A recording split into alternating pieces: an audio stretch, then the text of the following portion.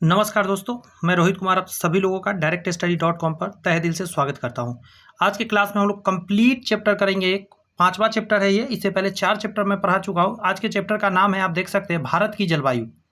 हर एक एग्जाम में एक क्वेश्चन यहाँ से रहता ही रहता है, एक से ज़्यादा रहेगा लेकिन कम नहीं। पूरा कंप्लीट थ्योरी भी हम देखेंगे, जितने एग्जाम में आते हैं। इंडिया के 1 डे एग्जाम, कोई भी एग्जाम आप दे रहे हो, सब में काम आ जाएंगे। और PYQ जितने हैं वो सारे देख लेंगे हम लोग। NCERT SCERT बेस्ड है ये, इसलिए आप एकदम निश्चिंत रहिएगा। NCERT ST का पूरा निचोड़ आपके सामने रख दिया हूँ। पूरा पढ़ने का चैप्टर जरूरत नहीं है, जितनी मैं पढ़ा दूंगा इतना काफ़ी हो जाएगा, मोर देन सफिशियंट होगा। चाहे आप TRE के लिए तैयारी कर रहे हो, BPSC का, या आप स्टेट का कर रहे हो, रेलवे का कर रहे हो, बिहार SSC का कर रहे हो, SSC का कर रहे हो, जहाँ भी ज्योग्राफी आता है आपका पूरी हो जाएगा। चलिए शुरुआत करते हैं। अदर जो 4 क्लासेज आ चुके हैं, नहीं देखा आपने, डिस्क्रिप्शन में लिंक है, वहाँ से जाके ज्योग्राफी का, कंप्लीट ज्योग्राफी का आप देख सकते हैं। चलिए शुरू करते हैं। जी हाँ, जैसा कि मैंने बताया, भारत का भूगोल आज हम करने जा रहे हैं। आपको पता होना चाहिए कि ये जो क्लासेज जितने भी चल रहे हैं, ये एक बहुत बड़े इंस्टीट्यूट है, ज्ञान बिंदु GS एकेडमी। अगर आप नहीं जानते तो जान लीजिए, उसी इंस्टीट्यूट के मटेरियल है। कहने का मतलब है, ये जो PDF में पढ़ा रहा हूँ आपको, इसी इंस्टीट्यूट का है। रोशन सर का ये इंस्टीट्यूट है, बिट्टू झा सर पढ़ाते हैं इसमें। और ये बहुत ही ज़्यादा कॉस्टली पड़ता है, बट आपके लिए एकदम निश्चिंत में, फ्री ऑफ कॉस्ट में आपके लिए लेकर आया हूँ आपके लिए। तो आप आराम से पढ़िए, सारे थ्योरी और सारे इस ऑब्जेक्टिव करा देंगे इस बुक में जितने दिए गए हैं। सबसे पहले आप देखेंगे, छोटे छोटे बातें हैं जो एकदम डायरेक्ट क्वेश्चन बनते हैं, वो सारी बात हम देखते चलेंगे, ठीक है। देखिए क्या है। पहला, भारत की जलवायु डायरेक्ट पूछा जाता है, कैसा है, तो आप कहेंगे उष्ण कटिबंधीय मानसूनी जलवायु है। ये मानसूनी शब्द ध्यान रखिएगा, उष्ण कटिबंधीय मानसूनी जलवायु भारत का है। आगे कहता है, जलवायु क्या होता है, तो किसी भी क्षेत्र में लंबे समय तक, कितने समय तक, लंबे समय तक, मौसम अलग है। किसी भी क्षेत्र में कुछ घंटों तक या कुछ दिनों तक या कुछ सप्ताह तक ये मौसम होता है। लेकिन जलवायु में क्या करा है, ये लंबे समय तक जो मौसम स्थिर होता है उसे जलवायु कहा जाता है। क्लियर हो गई बातें। अच्छा, कुछ सप्ताह, कुछ दिन या कुछ घंटों तक जो रहता है वायुमंडलीय दशा को हम लोग मौसम के रूप में हम जानते हैं। क्लियर है, अब दोनों क्लियर हो गई। अब एक शब्द आता है मानसून। मानसून क्या होता है, तो इसी का एक भाई है, कहिए। मानसून जो है अरबी भाषा का शब्द है, मौसिम से बना है। मौसिम का मतलब होता है, शाब्दिक अर्थ है ऋतु। क्या चीज़ का है, ऋतु। ये ध्यान रखिएगा। मानसूनी पवन क्या होता है, तो आपको होता है ना, मानसून का मतलब ही जैसा कि आपने देखा ऋतु से है। तो ऋतु तो बहुत सारा है हमारे यहाँ। गर्मी का ऋतु है, ठंडे का ऋतु है, बरसात का ऋतु है। तो वही ऋतु को मानसून बोलते हैं। अलग अलग समय अलग अलग मानसून है। मानसून जो भी चेंजिंग आता है वो याद रखिएगा, मानसून पवन के आधार पर सबसे ज़्यादा होता है। मानसूनी पवन का मतलब होता है, मानसूनी पवन उस पवन को कहा जाता है जो ऋतु में परिवर्तन के साथ अपनी दिशा में परिवर्तन कर लेते हैं। ऋतु बदलेगा, ठंडा में अलग डायरेक्शन में, गर्मी में अलग डायरेक्शन में, बरसात में अलग डायरेक्शन में चलता है, ठीक है। दिशा परिवर्तन कर लेता है समय के हिसाब से। वो कहावत है ना, जन्ने देखे खीर उधर गए फिर, वही कहावत वाला ये लागू करता है। भारत के मौसम की यदि बात करिएगा, भारत में 2 प्रकार के मानसूनी पवन चलती है। पहला की नाम है आपका दक्षिणी पश्चिमी मानसून। कौन सा, दक्षिणी पश्चिमी मानसून। और दूसरा है उत्तरी पूर्वी मानसून। क्या है, मैं पिक्चर बना के दिखाता हूँ। मान के चलिए भारत का नक्शा है, तो दक्षिण पश्चिम अगर 4 भाग में बांटेंगे तो देखिए, ये है दक्षिण और ये है पश्चिम। तो इधर से जो हवा चलती है ऐसे इस डायरेक्शन में, दिस इज नॉन ए दक्षिण पश्चिम, ठीक है। दूसरा है आपका उत्तरी पूर्वी। उत्तरी पूर्वी का मतलब होता है ये है उत्तर और ये है पूर्व, मतलब यहाँ से ऐसे नीचे की तरफ, ठीक है। ऐसा भी होता है। तो जी, इधर से जो हवा गया है, एक समय ऐसा आता है कि उधर से टकरा के हिमालय से उल्टा डायरेक्शन में आ जाता है, ठीक है। आइए एक एक बातें समझते हैं। पहला अगर हम देखेंगे, दक्षिणी पश्चिमी मानसून क्या होता है, इसको समझिए। तो यहाँ कहा जा रहा है कि इस मानसून यानी दक्षिणी पश्चिमी मानसून की उत्पत्ति भारत के दक्षिणी पश्चिमी भाग से होता है, यानी केरला कर्नाटका के तरफ से, जिसके कारण इसे क्या कहा जाता है, दक्षिणी पश्चिमी मौसम कहते हैं। मेन बात तो ये हो गई। आगे कह रहा है कि इस पवन की उत्पत्ति, मतलब इस हवा की जो उत्पत्ति है, की उत्पत्ति ग्रीष्म ऋतु, ग्रीष्म मतलब गर्मी के दिनों में हिंद महासागर अर्थात जलीय भाग से होता है। ये भारत का नक्शा है, यहाँ क्या है, नीचे में हिंद महासागर की तरफ से ऐसे इस डायरेक्शन में होता है। बात समझ में आ रही है। इस तरफ को अरब सागर बोलते हैं, इधर हम लोग बंगाल की खाड़ी बोलते हैं। लेकिन नीचे में क्या है, नीचे में हिंद महासागर, यहीं से चलता है इस डायरेक्शन में, ठीक है। और कब समय याद रखिए, ग्रीष्म दिनों में, गर्मी के दिनों में हिंद महासागर से चलता है, जलीय भाग से कर रहा है, जिस कारण इस पवन में नमी की मात्रा बहुत हो जाती है, क्योंकि समुद्र की तरफ से हवा आएगा तो हवा अपने साथ पानी लेकर आएगा। इसीलिए इस पवन के द्वारा क्या होता है, भारत में खूब सारी वर्षा होती है। क्लियर है बातें, तो हाँ सर समझ में आ रहा है। यहाँ देखिए, भारत में सर्वाधिक वर्षा दक्षिणी पश्चिमी मानसून के ही कारण होता है। ये पूछा जाता है, ये डायरेक्ट क्वेश्चन बनता है। कि किस वजह से सबसे ज़्यादा भारत में वर्षा होती है, तो दक्षिणी पश्चिमी मानसून से होती है। क्लियर है बात, माइंड में आ गया। ये शब्द है, रट लीजिएगा, ये एग्जाम में डायरेक्ट देखने को मिलेगा। मानसून प्रस्फोट एक शब्द है, मानसून ब्रस्ट भी कहते हैं इसको, प्रस्फोट या बस्ट। क्या होता है अभी मैं समझाता हूँ। भारत में कह रहा है, भारत में मानसून का आगमन जो है जून के प्रथम सप्ताह में, जून के प्रथम सप्ताह से माना जाता है। ठीक है, गौर से सुनिए, केरल के तट पर सबसे पहले होता है। स्टार्टिंग कहाँ से होता है? भारत का नक्शा आपने देखा, यहाँ क्या है? केरल तट है, ये जो है केरल तट है, और इधर से हवा चलना शुरू हुआ तो यहीं पे सबसे पहले होगा केरल के तट पे। और इस घटना को क्या बोलते हैं हम लोग? मानसूनी प्रस्फोट बोलते हैं। स्टार्टिंग यहीं से है, तो बारिश पहला पहला गिरा तो प्रस्फोट मतलब स्टार्टिंग कहते हैं इसको। क्लियर है बात। एक शब्द है अगला, मानसून विच्छेद। क्या होता है मानसून विच्छेद? वर्षा ऋतु, गौर से सुनिए, वर्षा ऋतु में वर्षा का रुक रुक कर होना ही मानसून विच्छेद है। विच्छेद से नहीं लग रहा है, जैसे संधि विच्छेद, देखिए याद रखने का तरीका है। संधि विच्छेद, बीच में हाइफन दिया जाता है मतलब संधि, विच्छेद बीच में जगह है मतलब रुक रुक कर, कभी हो रहा है कभी नहीं हो रहा है, बीच में खाली है, तो इसी से याद रखिएगा मानसून विच्छेद से। आगे रहा है उत्तरी पूर्वी मानसून। कौन सा? उत्तरी पूर्वी मानसून। आइए देखते हैं उत्तरी पूर्वी कहाँ है। ये है उत्तर और ये पूर्व है, मतलब इस डायरेक्शन से जो आएगा हिमालय की तरफ से। हिमालय के उस तरफ से नहीं, मैं पिक्चर बना दिया हूँ अलग बात है। ये हिमालय अगर है, ये हिमालय रेंज है तो इसके इधर ही चलेगा, ऐसा नहीं कि उस तरफ से पार करके आने वाला है, नहीं। तो ठीक है, उत्तर पूर्वी मानसून क्या है? तो इसकी उत्पत्ति भारत में उत्तर पूर्वी भाग में होता है। यहाँ कह रहा है भाग में होता है, आगे कहता है जिस कारण इसे उत्तर पूर्वी मानसून कहते हैं।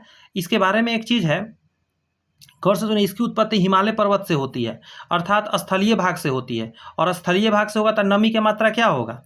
कम होगा। इसमें कह रहा है इसमें नमी नहीं होती है, इसीलिए यह मानसून जो है वह पवन वर्षा नहीं करती है। मतलब ये जो हवा चलेगा कौन सा है? उत्तर पूर्वी, इसमें बारिश नहीं होती है। अगला नोट नंबर पहला करा है, गौर से सुनिए, उत्तर पूर्वी मानसून या लौटता हुआ मानसून के कारण ही, ये जो लौट कर आ रहा है मानसून, इसके कारण ही तमिलनाडु में, कहाँ पे? तमिलनाडु के तट पर जाड़े के दिनों में वर्षा होती है।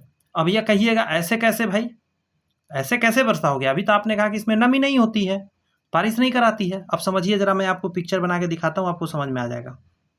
बिकॉज अब मुझे भारत का ही नक्शा बनाना पड़ेगा, तो मैं कोशिश करता हूँ छोटा सा भारत का नक्शा आपके सामने ड्रॉ करने का।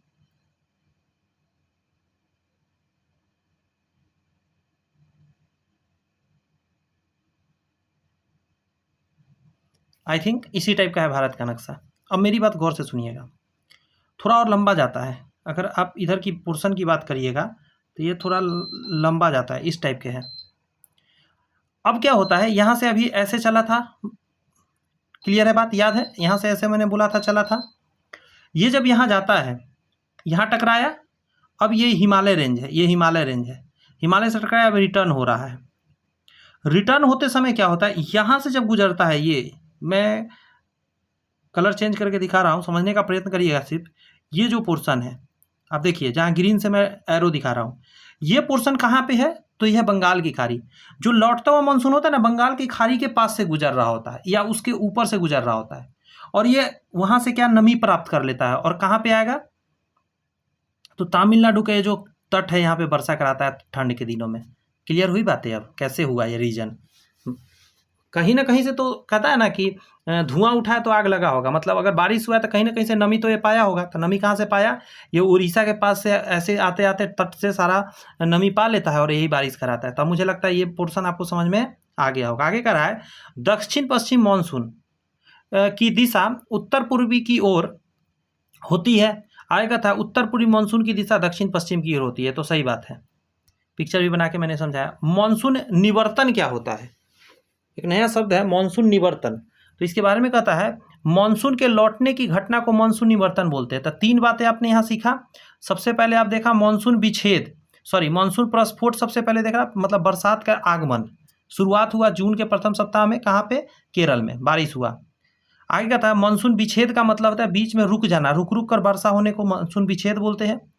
आगे एक शब्द आपने देखा मानसून निवर्तन, मतलब जो लौटने की घटना है, मानसून लौट के खत्म हो गया, उसे हम लोग मानसून निवर्तन बोल दिए। आगे आइए, दक्षिण पश्चिम मानसून जलीय भाग से स्थलीय भाग की ओर होता है, और उत्तर पूर्वी मानसून जो है स्थलीय भाग से जलीय भाग की ओर होता है।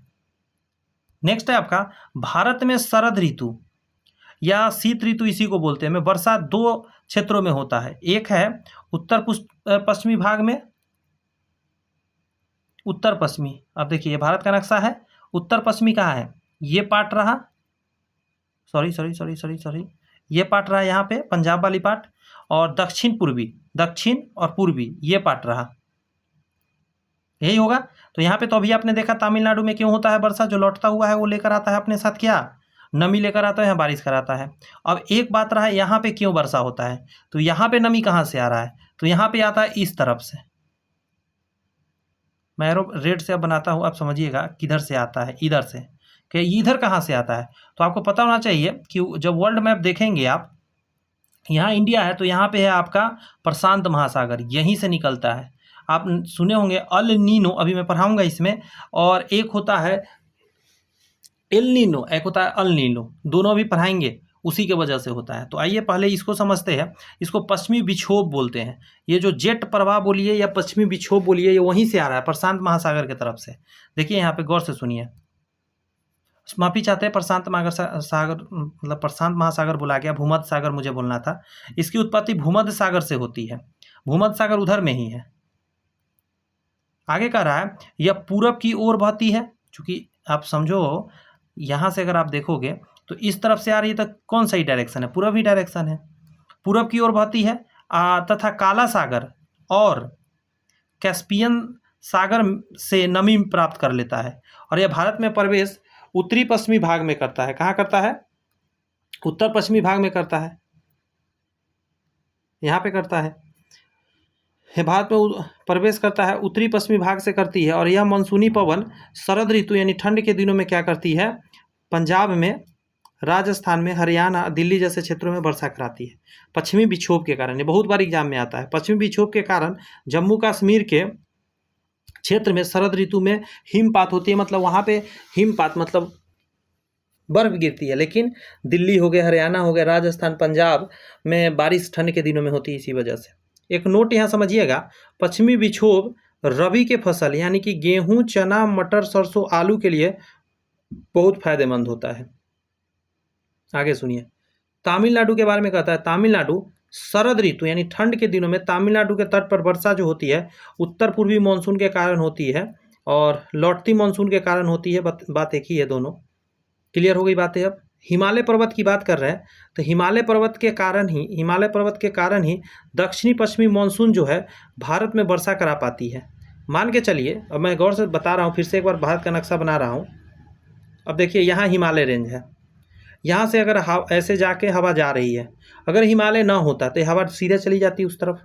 अगर ये हिमालय, इसलिए हवा का प्रेशर रुकता है और इसी वजह से इन क्षेत्रों में बारिश कराते हैं। बस याद रखिएगा, अगर हिमालय नहीं होता तो बड़ी दिक्कत हो जाता। आएगा था अगर हिमालय पर्वत ना होती, ठीक है, तो कह रहा है तो भारत में सूखा की स्थिति रहती। हिमालय पर्वत ध्रुवीय और साइबेरियाई क्षेत्र से आने वाले ठंडी पवन को रोकता है।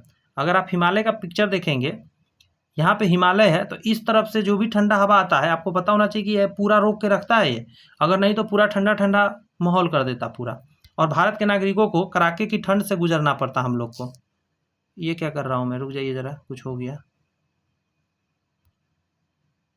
एक सेकेंड, जी, क्या हो जाएगा, भारतीय नागरिकों को कड़ाके की ठंड से बचाती है, वरना हम लोग को ठंड ही लगती।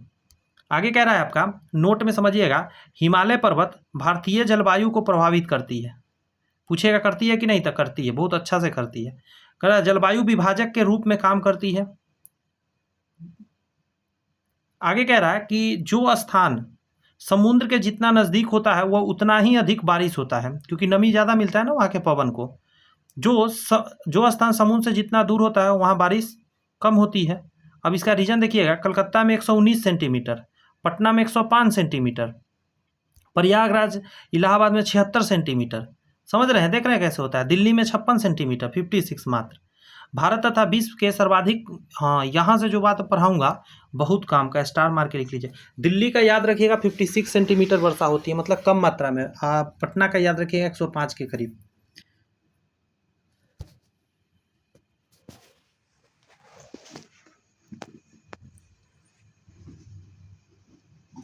एक सेकंड दीजिएगा मुझे ज़रा।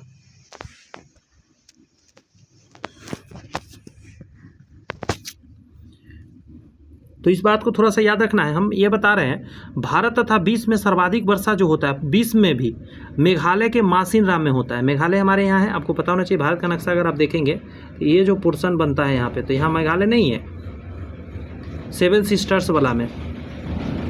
यहाँ एक चीज़ और समझिएगा, मासिनराम में वर्षा दक्षिण पश्चिमी मानसून के बंगाल की दक्षिण पश्चिम मानसून के बंगाल की खाड़ी से होता है। ये देखिएगा अगर आप, तो ये बंगाल की खाड़ी है, तो यहाँ से ऐसे जा रही है दक्षिण पश्चिम। जब ये जाती है तो यहाँ से जाते समय ना बंगाल की खाड़ी से लेते जाती है और भी नमी ज़्यादा हो जाती है, तो यहाँ बारिश इसीलिए खूब होती है। आप सोचिए ना, एक तो पानी इधर से लेकर आ रहा था बारिश का, अब ये यहाँ जब गुजरेगा इस जगह से, तो यहाँ पे क्या है, अगर भारत को देखेंगे आप, मैं थोड़ा सा क्लीन करूँ, अगर भारत का नक्शा आप देखेंगे तो नीचे कुछ इस टाइप का बनता है।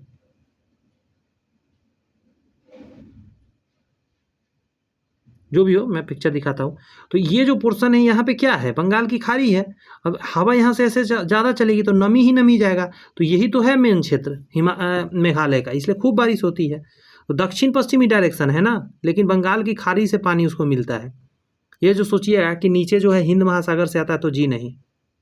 यहाँ अगर भारत तथा विश्व में सर्वाधिक वर्षा मेघालय के मासिनराम में होती है। मासिनराम की यदि बात किया जाए तो दक्षिण पश्चिम बंगाल की खाड़ी वाला जगह से इसको पानी मिलता है। और आपको पता होना चाहिए दुनिया का सबसे ज़्यादा 1141 सेंटीमीटर वर्षा होती है। भारत में गौर से सुनिएगा, औसत वर्षा जो होती है 125 सेंटीमीटर है, और औसत से देखिए कितना जाता है। भारत में सबसे कम वर्षा अगर बात की जाए तो लद्दाख के लेह में होती है सबसे कम वर्षा। ये इंपॉर्टेंट एग्जाम में बहुत बड़ा है, 30 से 40 सेंटीमीटर मात्र। नेक्स्ट है आपका भारत का सबसे गर्म स्थान, वेरी वेरी इंपॉर्टेंट है, राजस्थान के बीकानेर का बिरयावली क्षेत्र है। बीकानेर भी याद रहेगा, काम हो जाएगा, लेकिन आजकल कहे ना बहुत डीप तक देता है, तो इसलिए बिरयावली भी याद रहे तो अच्छा रहेगा। अब ये एक चीज़ याद रखने का तरीका बताता हूँ। इसको याद रखने का सबसे आसान तरीका है कि राजस्थान घूमने गए, कहाँ पे गए, बीकानेर में। बीकानेर गए, वहाँ बिरयानी खाने को मिला, बस से बीकानेर, बस से बिरयानी।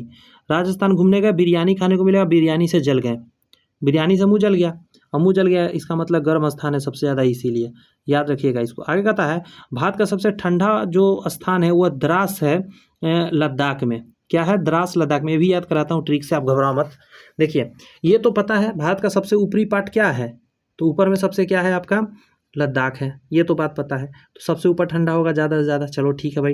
लेकिन कौन सा क्षेत्र, द्रास कैसे याद रहेगा, तो त्रास से द्रास याद रखिए। त्रास, त्रास क्या होता है, जब हम लोग को खतरनाक वाला प्यास लगता है तो उसको त्रास लगना बोलते हैं। तो उस समय कैसा पानी चाहिए होता है, तो ठंडा। तो ये द्रास याद रखिएगा, लद्दाख सबसे ज़्यादा ठंडा क्या है पानी चाहिए, कब, जब आपको लगता है त्रास, द्रास।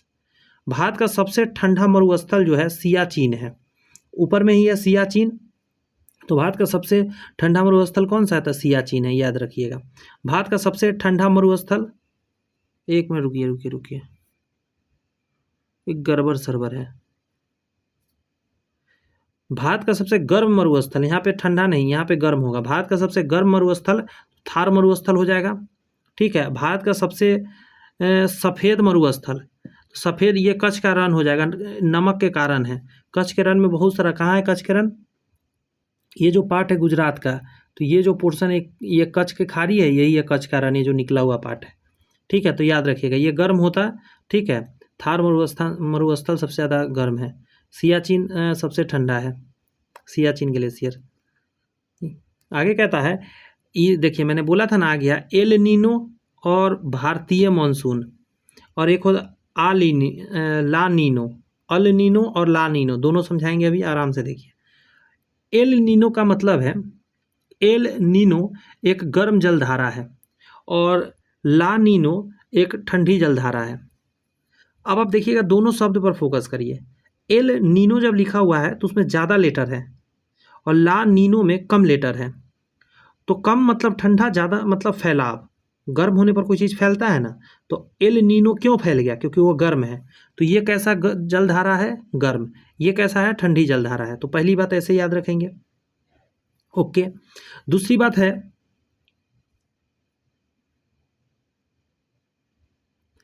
देखिए पहला तो ट्रिक ये याद रखने का है। दूसरा ट्रिक है एल नीनो में शुरू में एल आता है, एल, ठीक है, एल फॉर लव याद रखिए। और यहाँ कहिएगा ला आता है, तो ला से याद लात को याद रखिए, मतलब नॉर्मल हंसी मजाक वाली बात से याद कीजिए, याद हो जाएगा। लात किसी को जब मार देता है लोग, लात मतलब पैर होता है, नहीं जानते तो मैं बता दूं, बहुत लोग नहीं जानते भी होंगे। लात से मार देने पर, पैर से मारने पर किसी का मिजाज ठंडा हो जाता है। ज़्यादा बदमाशी कोई कर रहा है उसको लात से मारा जाता है, लात घुसा मुक्का से मारा जाता है तो वो ठंडा जाता है, तो लात से ठंडा जाता है, पहली बात। लव जब जो करता है उसको हमेशा गर्मी में रहना पड़ता है, लव करने वाले को गर्मी में रहना पड़ता है, डरता है इसलिए उसको बहुत गर्मी लगते रहता है, भाई कोई जान ना जाए, कोई घटना हो ना जाए, कोई कांड ना हो जाए, इस तरीका के 2-3 बात बताया ताकि याद रहे। भूल जाता है, बहुत बार भूला, मैं भी भूला हूँ, बहुत बच्चे भूल जाते हैं, इसलिए याद रखने का कोई टेक्निक रहना चाहिए जो सब दिन याद रखे। तो एल नीनो भारतीय मानसून की बात की जाती है। एल नीनो एक गर्म जलधारा है। आगे कहता है, गर्म जलधारा के बारे में कहता है, इसकी उत्पत्ति दक्षिणी प्रशांत महासागर से होता है। मैंने कुछ देर पहले बताया था दक्षिणी प्रशांत महासागर से होता है। और थोड़ा देर पहले जो एक और बताया, भारत में जो एक वर्षा का एक रीजन और भी बताया था मैं, ये जो इस जगह से हवा आ रही थी वो अलग जगह से था, समझे, वो ये नहीं है, ये अल नीनो और एल नीनो अलग की दुनिया है। वो जो मैं बताया था कैस्पियन सागर वाला, वहाँ से जो हवा आती है उसके दक्षिणी, इसको विक्षोभ बोलते हैं। ये अभी मैं बता रहा हूँ एल नीनो के बारे में। यह गर्म जलधारा है, इसकी उत्पत्ति दक्षिणी प्रशांत में होता है। प्रशांत महासागर कुछ इस टाइप का अगर है तो ये है पूर्वी और यह है पश्चिमी, बात समझे, ऊपर है उत्तरी या नीचे है दक्षिणी, तो ये नीचे वाला पोर्शन से निकलती है। दक्षिणी प्रशांत महासागर में पेरू के तट पर प्रत्येक 4 या 5 वर्ष में अधिक पर क्रिसमस के आसपास में आती है, यानी 25 दिसंबर के करीब में। आगे कह रहा है, एल नीनो का शाब्दिक अर्थ है बलकसई, बाल कैसा करके इसका मतलब है। एल नीनो जो जलधारा है की उत्पत्ति होने पर भारतीय मानसून पर निम्न प्रभाव पड़ेगा। पहला है, भारत में सूखा की उत्पत्ति हो जाएगी क्योंकि गर्म जलधारा है। भारत में मानसून का आगमन 10 से 15 दिन देरी से हो जाएगा। 10-15 दिन देर से जैसे ही होगा यहाँ पे सूखा की स्थिति हो जाएगी। आगे कह रहा है, ला नीनो से क्या होगा, तो यह एक ठंडी जलधारा है, इसकी उत्पत्ति प्रशांत महासागर में ही होती है। लेकिन एक चीज़ जानिएगा कि इस जलधारा का भारतीय मानसून पर निम्न प्रभाव पड़ता है। पहला है, यहाँ पे थोड़ा सा मैं इधर करूँ, पहला है में होता है, इसके कारण भारत में बाढ़ की उत्पत्ति हो जाती है क्योंकि यह ठंडा जलधारा है, इसमें बारिश ज़्यादा कराएगा तो समुद्र देर से ठंडा और देर से गर्म होता है। समुद्र के बारे में कहा जाता है देर से ठंडा और देर से गर्म होता है। स्थल की बात करिएगा, तुरंत ठंडा भी होता है, तुरंत गर्म भी हो जाता है। यस और नॉट, तो यस। यहाँ दिया गया है कि वायु हमेशा उच्च दाब से, सॉरी ये क्या हो गया, उच्च दाब से निम्न दाब की ओर चलता है, लो प्रेशर, एलपी मतलब लो प्रेशर की ओर चलता है। जलधारा 2 प्रकार के होता है, गर्म जलधारा और ठंडी जलधारा। ऊपर में भी चर्चा भी किए थे। गर्म जलधारा के बारे में कहता है, विषुवत रेखीय, देखिए ये मेरी समझाएंगे, नीचे पिक्चर भी है।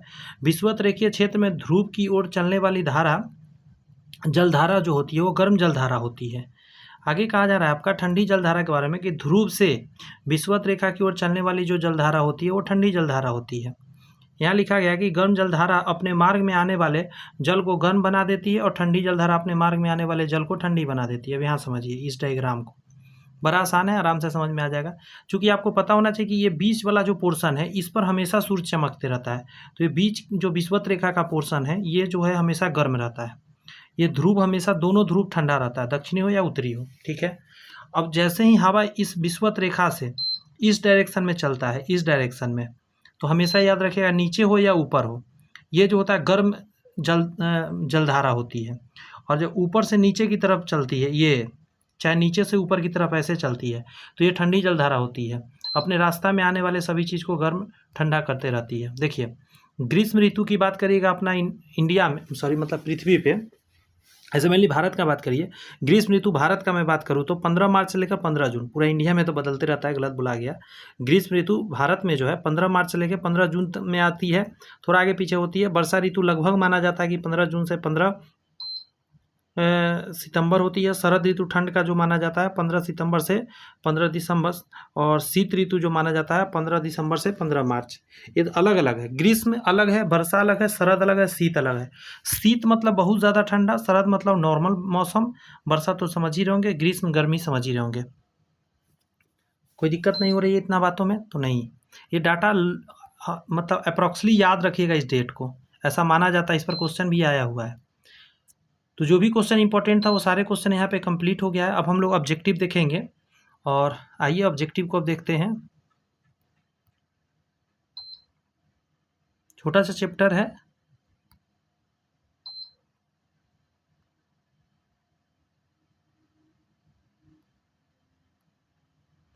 देखते हैं इसे। टोटल क्वेश्चन मैं पहले बता दूं फिर क्वेश्चन कराऊंगा। क्वेश्चन है, ऐसा नहीं कि एग्जाम में नहीं है, मैंने बोला है। देखिए 85 क्वेश्चन, कम कम क्वेश्चन नहीं होता है, इतना क्वेश्चन एक चैप्टर, छोटा सा चैप्टर से आया हुआ है एग्जाम में। पहला क्वेश्चन से आते हैं, थोड़ा मैं जूम कर दे रहा हूँ ताकि आपको अच्छे से दिखे पूरा स्क्रीन पे। देखिए जवाब दीजिएगा, भारत में किस प्रकार की जलवायु पाई जाती है? दिमाग लगाइए, सदाबहार, भूमध्य सागरीय या मानसूनी? तो आंसर दीजिएगा मानसूनी। याद है ना, बताया था। मानसून शब्द की उत्पत्ति किस शब्द से हुई है? तो मौसम शब्द से हुई है, यस और नॉट? तो यस। कह रहा है मानसून शब्द की उत्पत्ति हुई है अरबी भाषा से, हिंदी भाषा से, स्पेनिश या आंग्ल भाषा से? तो अरबी भाषा से हुआ था, बताए थे मैं। क्लियर हो रही है बातें? हर एक सब लाइन में क्वेश्चन था। देखिए भारतीय जलवायु को मानसूनी जलवायु क्यों कहा जाता है? पहला ऑप्शन है अरब सागर एवं बंगाल खाड़ी से चलने वाली हवाओं में परिवर्तन के कारण, यही आंसर जाएगा। क्योंकि अरब सागर से जो चलता है और बंगाल की खाड़ी से चलने वाली हवाओं में परिवर्तन के कारण इसको भारतीय जलवायु को मानसूनी जलवायु कहा जाता है। केवल शब्द वाला निगेटिव ज़्यादातर क्वेश्चन होता है, मतलब ऑप्शन होता है। निम्नलिखित कथनों पर विचार करिए और सत्य कथन बताइए। ग्रीष्म ऋतु के आरंभ होने से सूर्य का उत्तरायण होना आरंभ हो जाता है। आगे कहा जा रहा है कि सूर्य के उत्तरायण होने के साथ कहा जाता है कि उष्ण कटिबंधीय अभिसरण क्षेत्र का उत्तरायण आरंभ होता है। तो ये दोनों पॉइंट सही है। अभी क्या है, पिक्चर से समझाएंगे ना तो आपको समझ में आएगा। थोड़ा मैं इसको साइड कर ले रहा हूँ, अब समझाता हूँ एक पिक्चर बना के। यह है, मान के चलिए, भारत का नक्शा। ठीक है, पहला पॉइंट कर रहा है ग्रीष्म ऋतु यानी ठंड के समय में प्रारंभ होने से सूर्य का उत्तरायण होना होता है। ये क्या है, विषुवत रेखा बीच में मैं बना दिया। भारत का नक्शा बनाऊंगा तो ज़्यादा समझ में आएगा। मान के चलिए ये भारत का नक्शा है। अब होता क्या है इसमें कि सूर्य जो होता है वो थोड़ा सा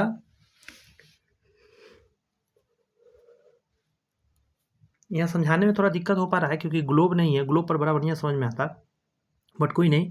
मान के चलिए थोड़ा इस डायरेक्शन में सूर्य चला गया, उत्तरायण हो गया है ठंड के दिनों में। इस वजह से क्या होता है, उत्तरायण होते ही उष्ण कटिबंधीय जो अभिसरण क्षेत्र का उत्तरायण होना आरंभ हो जाता है। यानी उष्ण मतलब गर्मी आने लगता है। जैसे जैसे सूर्य इस टाइप के ऊपर की तरफ बढ़ने लग जाती है तो गर्मी क्या होता है, इस क्षेत्र में थोड़ा सा बढ़ने चली जाती है। बात समझे? इसलिए दोनों पॉइंट कह रहा है। फिलहाल आप इसको याद रखने का कोशिश करिए, ठीक है, क्योंकि ये सब चीज़ थोड़ा प्रैक्टिकल का चीज़ है। एक कुछ क्वेश्चन है, ज़्यादा नहीं, लमसम तो थ्योरी है। यहाँ कह रहा है भारतीय मानसून के लिए निम्नलिखित में से कौन सा जेट प्रवाह उत्तरदायी है? जेट प्रवाह आ गया, तो जेट प्रवाह या पश्चिमी विक्षोभ उसको बोला था मैंने। तो आंसर क्या दीजिएगा 6 का, बताइए मेरे को। रुक जाइए, नहीं नहीं, कुछ और है क्वेश्चन। भारतीय मानसून के लिए निम्नलिखित में से कौन सा जेट प्रवाह उत्तरदायी है? नक्शा बना के देख लेते हैं। मान के चलिए ऐसे भारत का नक्शा हुआ, 4 भाग में इसको बांटते हैं। ये पूर्वी है, इधर से पश्चिमी है। इसको थोड़ा सा याद रखना होगा आपको, ठीक है। आपको मैं बता दूं, ये भारत का जो हिमालय क्षेत्र है, तो हिमालय के ऊपर में बनता है और इस डायरेक्शन से इस डायरेक्शन एंट्री करता है, समझे। मानसून लाने में बहुत हेल्प करता है। तो इसका केवल पूर्वी होगा, ये ध्यान रखिए। पूर्व डायरेक्शन से आता है, बनता लेकिन हिमालय के ऊपर है, ये थोड़ा सा ध्यान रखना है। इस क्वेश्चन में कहा जा रहा है कि जुलाई के महीने में आईटीसी जेट 20 डिग्री से 25 डिग्री उत्तरी अक्षांश के आसपास गंगा मैदान में स्थित हो जाता है। इस परिघटना को कभी कभी क्या कहते हैं? इसी को हम लोग बोलते हैं मानसूनी गर्त के रूप में हम लोग जानते हैं। समझे? शब्द ये सब नया है, क्वेश्चन आया हुआ है, इसलिए याद करिए, रखिएगा। भारतीय मौसम विज्ञान विभाग कितने कारकों के आधार पर मानसून के संभावित व्यवहार के बारे में लंबी अवधि का पूर्वानुमान लगा लेता है? तो इसका 16 तरीका का ये कारक होता है जिसके आधार पर अंदाज लगाता है। ये नहीं जानना है आपको कि कौन कौन है, लेकिन इतना पता रखिए किस आधार पे होता है। भारत में होने वाला मानसून वर्षा का समय कौन सा है? मानसूनी वर्षा का कब समय आता है? तो अभी ऊपर में बताया था ना 15-15 करके, वो काम का था थ्योरी में। तो आंसर क्या है? जून में, 15 जून से 15 सितंबर माना जाता है। जून से सितंबर याद रखिएगा, इसलिए वहाँ पे बताए थे, आता है एग्जाम में। सर्वप्रथम मानसूनी हवाएं भारत के किस राज्य से टकराती है? मानसूनी हवा सबसे पहले केरल से टकराएगा, बताए थे। आएगा था क्वेश्चन में कि सर्वप्रथम मानसूनी हवाएं भारत के केरल तट से टकराती है, जिसे क्या संज्ञा दी जाती है? तो इसको हम लोग क्या बोलते हैं? मानसून प्रस्फोट बोलते हैं। जैसी प्रस्फोट मतलब स्टार्ट होना बोलते हैं, ठीक है, तो मानसून प्रस्फोट बोलते हैं केरल तट पर।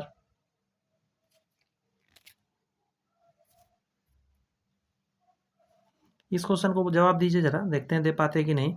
भारत में होने वाली वर्षा मुख्य रूप से किसके द्वारा नियंत्रित होती है? उच्च वर्ष, तापमान, जल तथा स्थल का वितरण, हिमालय की अवस्थिति। तो क्वेश्चन पर समझिएगा, तुरंत बता दीजिए। भारत में होने वाली वर्षा का मुख्य रूप किसके द्वारा नियंत्रित रहता है? तो उच्च वर्ष। उच्च वर्ष का मतलब है कहीं ऊंचा, कहीं नीचा, कहीं गहरा, कहीं टिल्ट, इसके आधार पर। उच्च वर्ष में सारे आ गया, ये जितनी ऑप्शन है ना सारी चीज आ गया उच्च वर्ष में, तापमान को छोड़ के। तो 12 का आंसर उच्च वर्ष इज द बेस्ट आंसर हो जाएगा। इसमें जवाब दीजिए।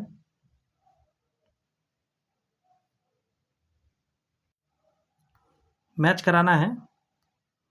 कह रहा पश्चिमी विक्षोभ, तो 3% क्वेश्चन था कि भारत में वर्षा प्राप्त करने की स्रोत, वर्षा के स्रोत को निम्नलिखित तरीका से आप ज्ञात कर सकते हैं, ठीक है। तो पश्चिमी विक्षोभ से 3% वर्षा होती है। मानसून पूर्व स्थानीय चक्रवात वर्षा जो बोला जाए, ये लगभग 10%। आगे है आपका दक्षिणी पश्चिमी मानसून 13%, और प्रत्यावर्ती मानसून वर्षा 14% तकरीबन होता है। डाटा याद करना पड़ेगा आपको, नॉर्मल आप ऐसे याद तो रहेगा नहीं, अच्छे से दिमाग लगाकर याद रखने का कोशिश करिएगा। एक बार फिर बता दे रहे, पश्चिमी विक्षोभ से आप 3%, मानसूनी पूर्वी स्थानीय चक्रवात से 10%, दक्षिण पश्चिम मानसून से 13%, और सबसे इम्पोर्टेंट प्रत्यावर्ती जो मानसून वर्षा है उससे 14% आंसर हो जाएगा, यानी CDAB। निम्नलिखित में से क्या कारण है कि पटना के तुलना में नोएडा में कम वर्षा होती है? तो समुद्र से दूरी, अभी मैं बताया था क्वेश्चन में, समुद्र से जैसे जैसे दूरी बढ़ेगी बारिश कमता चला जाएगा, क्योंकि बारिश पानी पहले ही छोड़ जाएगी बारिश करा के। आगे बढ़ते समय बारिश में जो हवा होती है उसमें पानी, नमी कमते जाती है। तापीय सिद्धांत अथवा बिरसम्मत विचारधारा के सिद्धांत का प्रतिपादन किसने किया था? तो ये हो जाएगा आपका एडवर्ड हेली, याद रहेगा, एडमंड हेली ने किया था। फिर से सुन लीजिए, मैं क्लीन कर दे रहा हूँ, आप अच्छे से पढ़िए। 15 नंबर, तापीय सिद्धांत तथा विसम्मत विचारधारा के सिद्धांत का प्रतिपादन, आंसर दीजिएगा, एडमंड हेली द्वारा किया गया था। आगे है, निम्नलिखित में से किस सिद्धांत के अनुसार मानसून महाद्वीपों एवं महासागरों के उष्मन में अंतर के कारण इसमें उत्पन्न तापीय विरोधाभास का परिणाम हो जाता है? तो इसको बोलते हैं तापीय सिद्धांत। एक बार फिर से सुनिए जरा, याद करने की कोशिश। निम्नलिखित में से किस सिद्धांत के अनुसार मानसून महाद्वीपों एवं महासागरों के उष्मन के अंतर के कारण इसमें उत्पन्न तापीय विरोधाभास का परिणाम है? तो आंसर दीजिएगा तापीय सिद्धांत। आगे है कि गतिक संकल्पना या विषुवतीय पछुए पवन सिद्धांत का प्रतिपादन किसने किया था? तो आंसर क्या हो जाएगा? फ्लोन ने किया था। फ्लोन नाम का व्यक्ति थे, उन्होंने किया था। किस सिद्धांत के अनुसार मानसून पछुआ पवनों का सूर्य के उत्तरायण एवं दक्षिणायन के अनुसार सामान्यतः मौसमी स्थानांतरण देखने को मिलता है होता है? तो आंसर क्या दीजिएगा? गतिक संकल्पना इसको बोला जाता है। टफ शब्द है लेकिन आपको सुनेंगे एक दो बार तो याद हो जाएगा। किस सिद्धांत के अनुसार उष्णकटिबंधीय पूर्वी जेट स्ट्रीम के द्वारा भारत में दक्षिण पश्चिमी मानसून की उत्पत्ति होती है? आंसर जाएगा आपका विषुवतीय पछुआ पवन सिद्धांत। मतलब विषुवत रेखा से जो इस तरफ में जाती है पवन उसको बोलते हैं, ऊपर की डायरेक्शन में। नेक्स्ट है कि उष्णकटिबंधीय पूर्वी जेट स्ट्रीम की उत्पत्ति कैसे होती है? तो आपका जवाब निकल के आएगा तिब्बती पठार से। पूर्वी है ना, तो अभी बताया था कि हिमालय जहाँ है उसके ऊपर से आती है, तो ये कौन सा हो जाएगा? तिब्बत के पठार से आती है। एल नीनो कितने वर्ष बाद आती है? तो अभी मैंने बताया था 2 से 4 हो सकता है। बात समझ में आ रही है? सॉरी, मतलब 5 से 10 हो सकता है, गलती में बोल दिया। 5 से 10 साल जो है एल नीनो आने का संभावना है।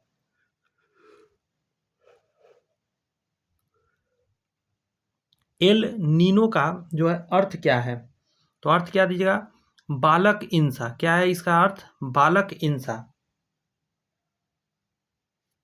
याद रखना होगा थोड़ा सा ये शब्द। आगे कह रहा है भारत में निम्नलिखित में से किस वर्ष एल नीनो का प्रचंड रूप देखने को मिला? वो ईयर आपसे पूछा है। देखिए तो इसमें दिया है क्या?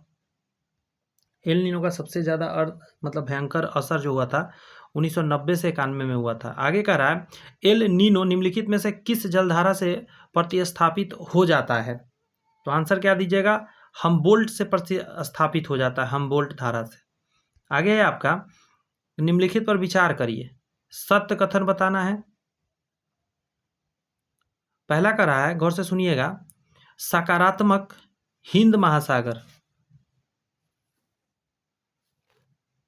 सकारात्मक हिंद महासागर सागरीय डायोड की स्थिति, डायपोल की स्थिति में पश्चिमी हिंद महासागर का तापमान पूर्वी हिंद महासागर के तापमान की तुलना में अधिक होता है। मतलब पश्चिम में ज़्यादा है पूर्वी के तुलना में। पूरा पश्चिम तो समझ ही रहे होंगे। आगे है आपका, ये सही लिखा गया है पॉइंट, कि नकारात्मक हिंद महासागरीय डायपोल की स्थिति में उष्णकटिबंधीय पश्चिमी हिंद महासागर का तापमान सामान्य तापमान से कम हो जाता है। पश्चिमी में इसमें कम हो जाता है, नकारात्मक हिंद सागर बोलते हैं, सकारात्मक तो समझ ही गए होंगे। दोनों पॉइंट सही थे इसके। आगे कर रहा है मानसून विच्छेद शब्द की तार्किक स्तर पर निम्नलिखित में से कौन सा विश्लेषण करता है? विच्छेद मतलब समझ ही गए होंगे, यह हटने या पीछे लौटने की प्रक्रिया है। इस अवधि में मानसून कुछ सप्ताह के लिए रुक जाती है, यही होगा।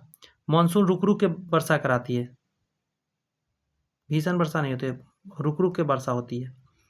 भारतीय मानसून को प्रभावित करने वाले कारक कौन से हैं? तिब्बत का पठार, मेडागास्कर के पूर्व में उच्च वायु वाले क्षेत्र की स्थिति, पश्चिमी जेट धारा का हिमालय के उत्तर की ओर विस्थापित होना।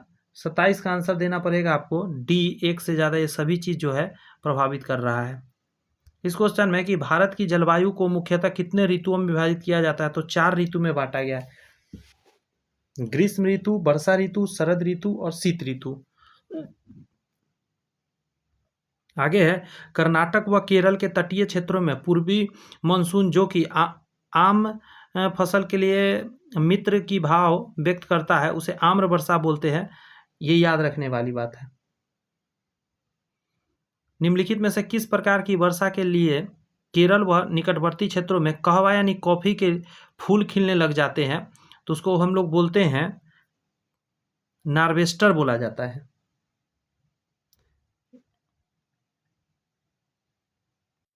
इसको थोड़ा करेक्ट करिएगा, ये होगा फूलों की बौछार। चेरी ब्लॉसम ऐसे लिखा रहता तो मैं गलत नहीं बता पाता, इसको बोलते हैं चेरी ब्लॉसम, ठीक है। फूलों वाली बौछार इसको बोला जाता है।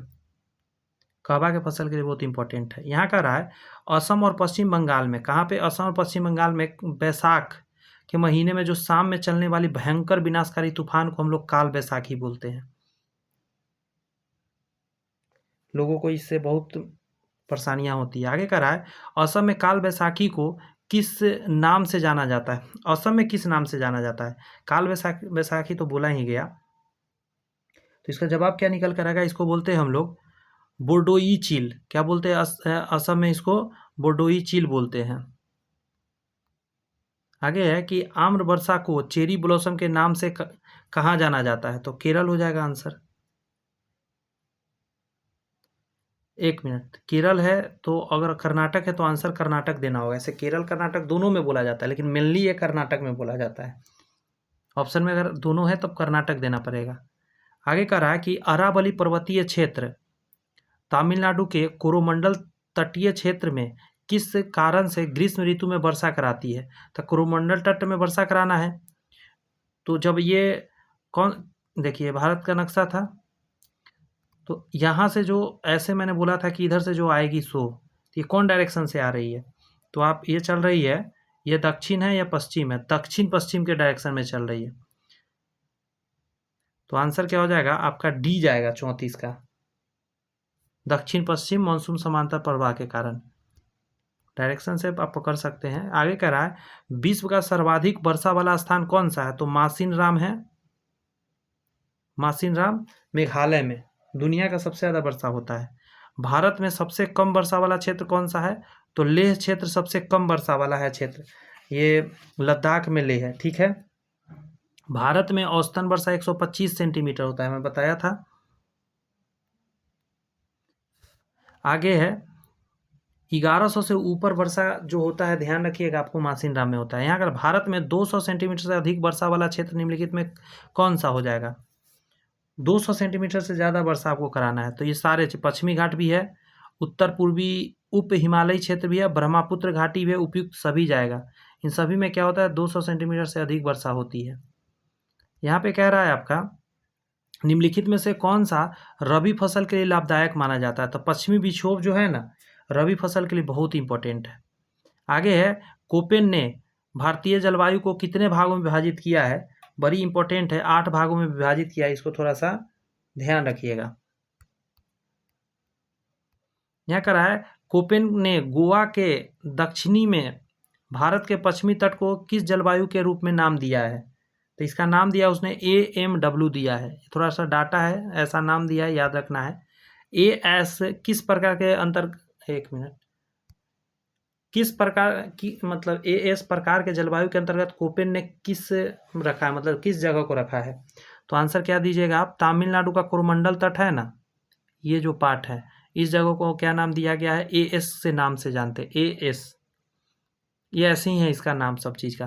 कर्क वृत्त के दक्षिण में प्रायद्वीपीय पठार का अधिकतर भाग को कोपेन ने किस प्रकार के जलवायु के अंतर्गत रखा है? तो इसका आंसर क्या दीजिएगा? AW प्रकार की जलवायु। नेक्स्ट है DFC जलवायु के अंतर्गत कोपेन ने भारत के किन प्रदेशों को रखा है? तो आंसर इसका क्या जाएगा? अरुणाचल प्रदेश को रखे हुए हैं ऑप्शन के हिसाब से। ऐसे एक से ज़्यादा स्टेट है, ऐसा नहीं कि एक ही स्टेट में रखा गया है, एक से ज़्यादा स्टेट रहता है। यहाँ कहा जा रहा है आपका कि उत्तर पश्चिमी गुजरात, पश्चिम राजस्थान, पंजाब के कुछ भाग को कोपेन ने किस जलवायु प्रदेश के अंतर्गत रख दिया है? तो ये आंसर क्या चला जाएगा? BSHW में रखा है, BSHW के अंतर्गत रखा है। BWHW के अंतर्गत कोपेन ने जलवायु को किसको रखा है इसमें? तो इसका आंसर क्या दीजिएगा? राजस्थान का सबसे पश्चिमी भाग को रखा है, बहुत गर्मी वाला जगह ये। आगे कह रहा है गंगा का मैदान पूर्वी राजस्थान, उत्तरी मध्य प्रदेश, उत्तर पूर्वी भारत का अधिकतर प्रदेश को कोपेन ने किस जलवायु में रखा है? और ये आपके एग्जाम के लिए अभी तक का सबसे बेस्ट क्वेश्चन है। CWG, बिहार इसी में आ जाता है, ये ध्यान रखना है। आगे कह रहा है कि जम्मू कश्मीर, हिमाचल प्रदेश, उत्तराखंड को कोपेन ने किस प्रकार के जलवायु के अंतर्गत रखा है? तो आंसर दीजिएगा आप, ध्रुवीय जलवायु में रखा है जम्मू कश्मीर, हिमाचल प्रदेश, उत्तराखंड को। आगे क्वेश्चन में है कि भारतीय मौसम विभाग का मुख्यालय अवस्थित है, तो क्या आंसर दीजिएगा? नई दिल्ली में अवस्थित है।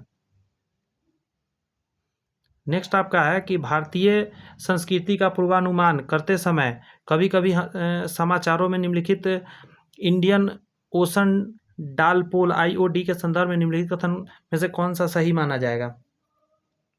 तो आंसर हो जाएगा इसका पहला गलत है, इसका सिर्फ 2 सही हो जाएगा। IOD परिघटना मानसून पर एल नीनो के असर को प्रभावित कर सकती है।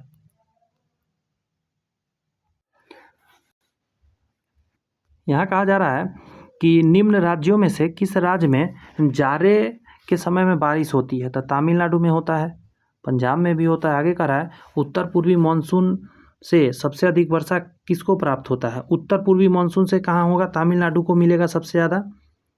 क्लियर हो रही है बात ना?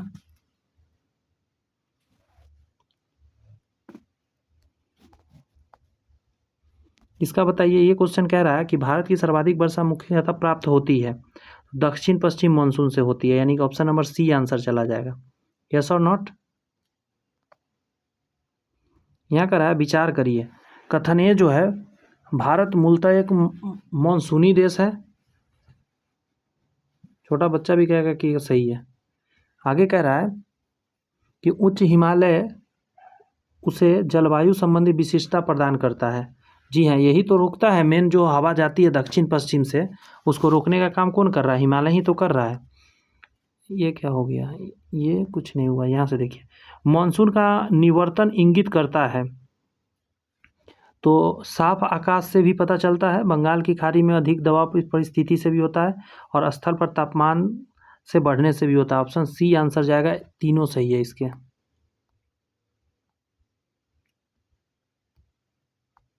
अब देखिए,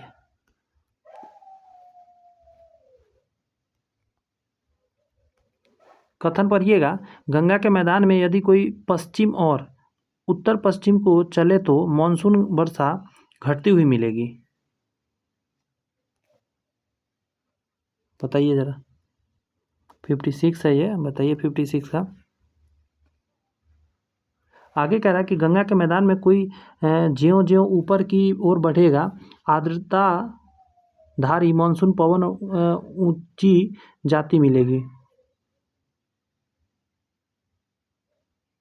एकदम सही बात है, दोनों सही है। पता है, सही भी है और एक्सप्लेनेशन भी सही है, और ये इंपॉर्टेंट क्वेश्चन के अंतर्गत रखा जाएगा। जलवायु परिस्थिति और कारण यहाँ दे रहा है।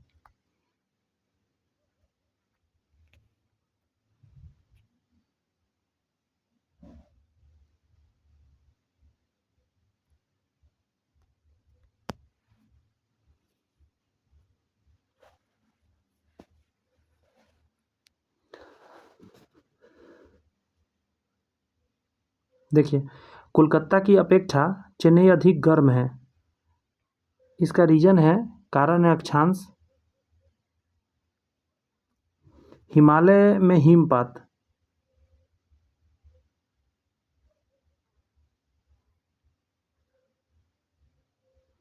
ये हो जाता है तुगंता के कारण। पश्चिम बंगाल से पंजाब की ओर आते आते वर्षा कम हो जाती है समुद्री दूरी के कारण। और सतलुज गंगा मैदान में शीतकाल में कुछ वर्षा होती है पश्चिमी विक्षोभ के कारण। पश्चिमी दाब या पश्चिमी विक्षोभ कह सकते हैं। क्लियर है? यही आंसर होगा।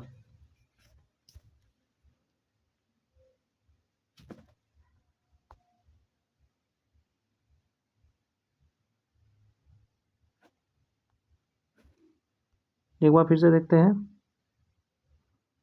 ये हो जाएगा, ये हो जाएगा, ये हो जाएगा, ये हो जाएगा।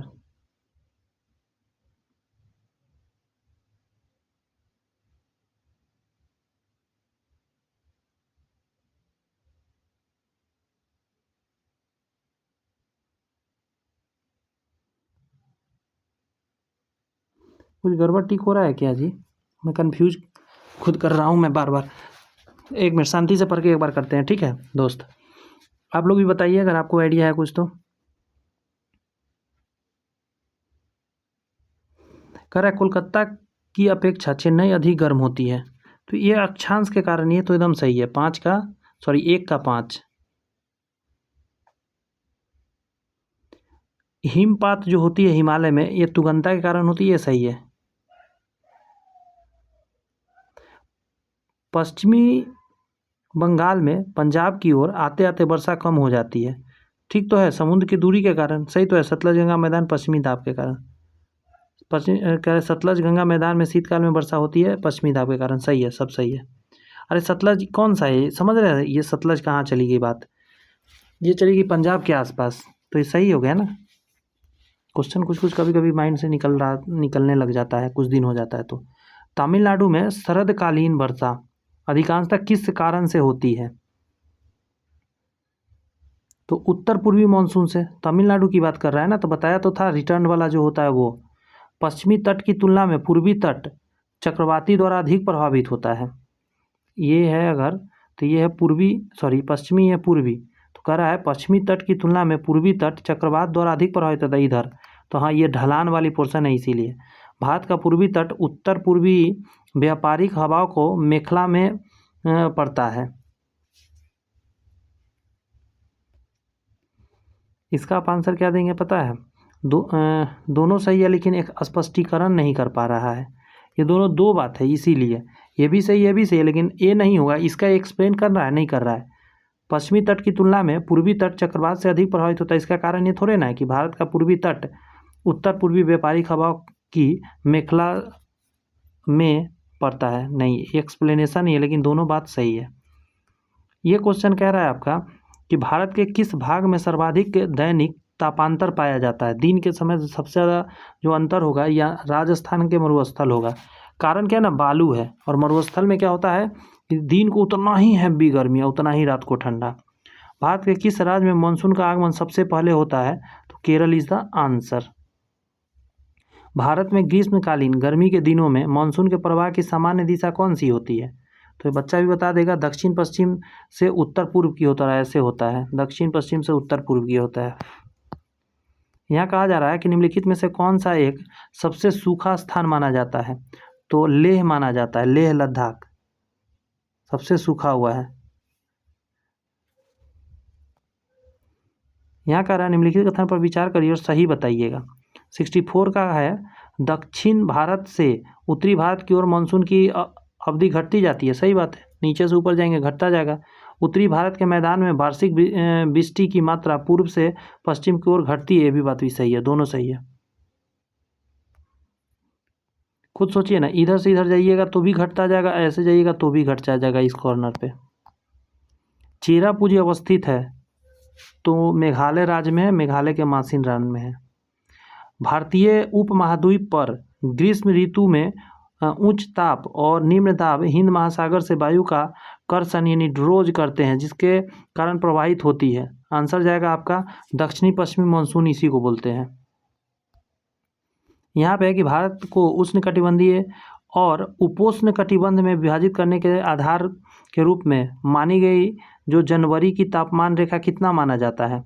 तो 67 का जवाब दीजिएगा, 18 डिग्री तकरीबन माना जाता है। नेक्स्ट है कि भारत के किस भाग में सर्वाधिक दैनिक तापांतर पाया जाता है? दिन के समय में जो तापांतर होता है, तो आंसर क्या दीजिएगा? राजस्थान के मरुस्थल भाग। रिपीट हुआ क्वेश्चन। तमिलनाडु में मानसून के सामान्य महीना कौन सा माना जाता है? स्टार लगा के इसको याद कर लीजिए, अच्छा क्वेश्चन है। तो नवंबर दिसंबर मानसून माना जाता है, नवंबर दिसंबर में जाकर मानसून माना जाता है। भारतीय मानसून मौसमी विस्थापन से इंगित है कि किसका कारण है?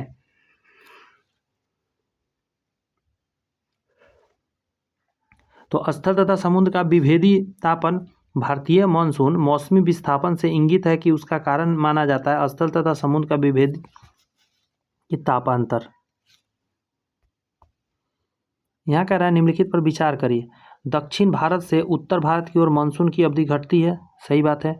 उत्तर भारत के मैदान में वार्षिक वृष्टि की, अच्छा ये तो सेम क्वेश्चन है, ये भी सही है, दोनों सही है। निम्नलिखित क्षेत्रों में कौन सा क्षेत्र मानसून की अरब सागर शाखा से अधिक प्रभावित नहीं होती है? तो 72 का जवाब आएगा आपका छत्तीसगढ़ बेसिन, क्योंकि ये इस तरफ में, ये कैसे पश्चिम घाट हो गया, मध्य प्रदेश, दक्कन पठार, लेकिन छत्तीसगढ़ नहीं हो पाता है प्रभावित।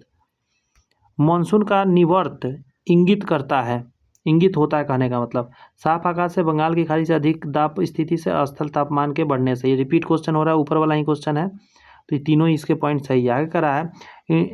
Inter tropical convergence zone ITCZ एक निम्न वायुदाब पेटी स्थित है।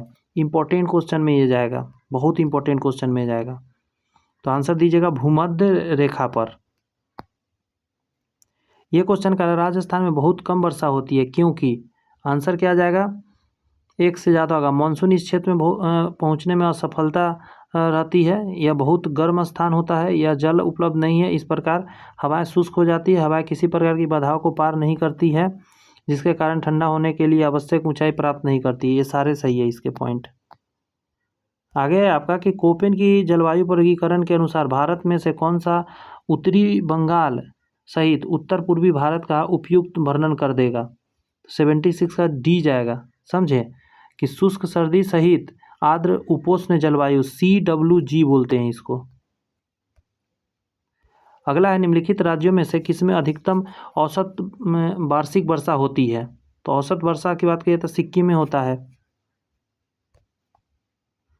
आगे क्वेश्चन में है कि नीचे स्थानों के जो युग्म दिए हैं उसमें ऐसा युग्म कौन सा है जिसके दोनों नगर लगभग एक ही अक्षांश पर स्थित है, फिर भी वार्षिक जो है वर्षा की कुल मात्रा का बहुत अंतर पाया जाता है। तो ये हो जाएगा आपका एक सीध में जो पाया जाएगा उसकी बात कर रहा है। ये कहिए अजमेर और शिलोंग, ये दोनों एक सीध में पाया जाता है लेकिन दोनों में बहुत का अंतर है। एक मौसम विभाग केंद्र का औसत वार्षिक तापमान 26 डिग्री सेल्सियस है। इसकी औसत वार्षिक वर्षा जो है 63 सेंटीमीटर है और इसके तापमान का वार्षिक जो परिसर है 9 डिग्री सेल्सियस है। संदर्भित कौन सा जगह है। बढ़िया क्वेश्चन दिया है। चेन्नई का ये डिफिनीशन दे रहा है। इतनी सारी बातें नीचे दिएगा। भारतीय नगरों में सामान्य वर्षा का सही अवरोही क्रम पूछ रहा है। स्टार लगाइए, अच्छा क्वेश्चन है। तो कोचीन, उसके बाद कोलकाता, उसके बाद पटना, उसके बाद दिल्ली। सबसे कम दिल्ली। यह स्थान को अवस्थिति के आधार पर भी जवाब दिया जा सकता है। इस क्वेश्चन में कह रहा है भारत में वर्षा का अत्यधिक होते हुए भी यह देश प्यासी धरती समझा जाता है। इसका क्या कारण है। तो इसका कारण उपयुक्त सभी है। वर्षा के पानी का तेजी से बहाव हो जाना, वर्षा के पानी का शीघ्रता से भाप बनकर उड़ जाना और वर्षा का मुछ थोड़े ही महीने में जोर होना। आगे निम्नलिखित में से कौन सा जल प्रबंधन युक्ति भारत में लागत का अधिकतम लाभ देने वाला है। तो आंसर कहाँ जाएगा आपका। वर्षा के जल का संचय, ये लाभ बहुत देने वाला है। 83 नंबर क्वेश्चन कह रहा है आपका, देखिए अच्छे से गौर से। भारत के अर्ध शुष्क क्षेत्रों में जल ढाल विकास प्रमाणन चिन्ह कौन सा है। तो इसका आंसर जाएगा डी नंबर।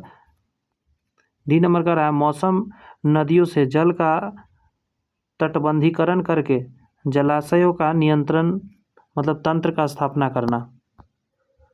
अगला प्रश्न बताइए 84 नंबर। भारत के उत्तरी मैदान में जाड़ों में कुछ वर्षा होती है। सही बात है। जाड़े में उत्तर पूर्वी मानसून सक्रिय होती है। ये बात भी सही है। दोनों सही पॉइंट है। और आज की क्लास का लास्ट क्वेश्चन है भारत में निम्न में से किस तटीय प्रदेश में उत्तर पूर्वी मानसून से वर्षा होती है। तो आंसर क्या चला जाएगा। कोरोमंडल तट पे होती है। तो मुझे लगता है सारी बात क्लियरली समझ में आ गया होगा। नेक्स्ट चैप्टर मृदा रहेगा। चैनल सब्सक्राइब करके बेल आइकन प्रेस करिए ताकि अपलोड करूँ तो आप तक मिल सके। आपको बता दे ज़रा, मैं थोड़ा सा शुरू में आना चाहूँगा कि जो आप अभी क्लासेस देख रहे हैं इस क्लासेस को हल्के में नहीं लेना है, क्योंकि आप इसके कोर्स खरीदने जाएंगे जब इंस्टीट्यूट पे तो आपको अच्छा खासा पैसा देना पड़ेगा। आपको फ्री ऑफ कॉस्ट आपको मिल रहा है और बहुत ही कारगर है। आप देख सकते हैं। थोड़ा सा मैं यहाँ पे जानकारी आपको देना चाहूँगा। देखिए जैसे भूगोल की बात करिएगा भारत का, तो भारत का परिचय मैंने पढ़ाया आपको, भारत की भूगर्भिक संरचना बताया, भारत के पर्वत पठार और मैदान। 1 से 2 क्वेश्चन यहाँ से रहता है। भारत की नदियाँ, झील, जलप्रपात, बहुउद्देशीय योजना ये भी करा दी हैं। इसमें से एक क्वेश्चन रहता है भारत की जलवायु। आज कंप्लीट हो गया। इसके बाद जो हम लोग करेंगे दोस्त, उसका नाम आप देख सकते हैं भारत का मृदा करेंगे। मृदा भी बहुत इंपॉर्टेंट होता है। भारत की सिंचाई एवं नहर करेंगे। भारत की कृषि और पशुपालन हो जाएगा। भारत का अगर बात करिएगा आगे खनिज संसाधन एवं ऊर्जा संसाधन बड़ी इंपॉर्टेंट है। भारत के उद्योग हो गए, भारत की प्राकृतिक वनस्पति हो गई, ये सारे बहुत ज़्यादा इंपॉर्टेंट है। देख सकते हैं आप सारे। भारत के परिवहन है, भारत की जनसंख्या हो गया, भारत की जनजातियाँ, आपदा प्रबंधन, भारत का केंद्र शासित प्रदेश और पड़ोसी देश और विविध भी कर लेंगे हम लोग जो एक्स्ट्रा कुछ क्वेश्चन बनता है। तो इस चीज़ को थोड़ा सा ध्यान रखिएगा। ये सारे चैप्टर अच्छे से एक्सप्लेन कर दिए हैं। अगर आप देखना चाहते हैं तो डिस्क्रिप्शन में लिंक है, वहाँ से जाकर देख सकते हैं, क्योंकि ये सब आप खुद देखिए ना कितना इंपॉर्टेंट है।